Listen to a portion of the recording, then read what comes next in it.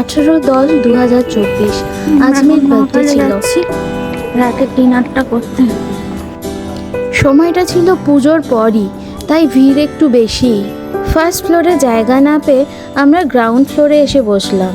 দার্জিলিং যাওয়ার আগে YouTube search করার সময় মহাকাল রেস্টুরেন্ট অ্যান্ড হোটেলের সম্বন্ধে অনেক কিছু দেখেছি, জেনেছি। তাই এবার দার্জিলিং এসে মহাকাল রেস্টুরেন্টের খাবার ট্রাই করব ভেবেছিলাম, এবং সেই মতোই আসলাম মেয়ের বার্থডে ডিনারটা এখানেই সারতে। মেনু কার্ড দেখে খাবার অর্ডার করলাম। খাবার দেওয়ার আগে ওয়েট করার সময়টা ওরা কমপ্লিমেন্টারি হিসেবে 1 প্লেট পাঁপড় দিয়ে গেল। এটা বেশ ভালো লাগলো দেখে। আমরা অর্ডার করেছিলাম তন্দুরি রুটি, chicken fried rice, chilli paneer and chilli chicken.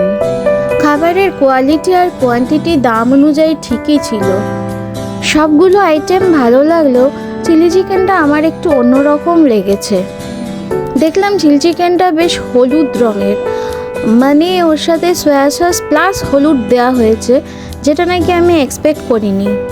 তোমরা ভিডিওতে চিলি চিকেনের কালারটা দেখলেই বুঝতে পারবে। এছাড়া সব আইটেমই বেশ ভালো ছিল।